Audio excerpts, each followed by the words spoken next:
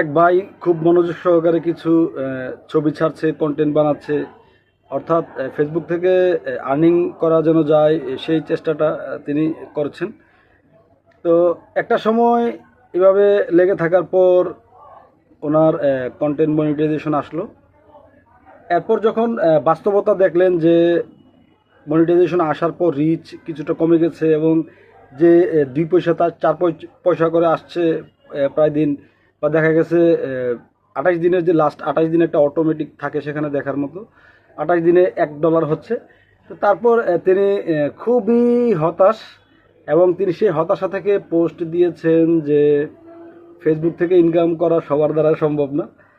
আমি আসলে এটা এক ভাইয়ের কথা বলছি, আসলে এটা এক ভাইয়ের বিষয় না, এটা বাস্তবতা।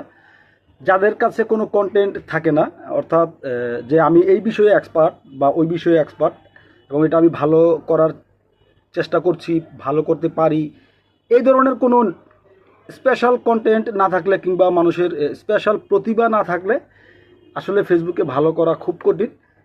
এমনিতে আমরা যেহেতু আগেও ব্যবহার করেছি, এখনও ব্যবহার করব, এই ক্ষেত্রে যাই আসে আসলো, এটা নিয়ে মাথা ঘামানোর কিছু নেই। কিন্তু অনেক বেশি ইনকাম করব, অন্যরা বেশি ইনকাম করছে, আমি করব তাই নেমে গেলাম, যা ইচ্ছা তা দিলাম, তাহলে আসলে সম্ভব না।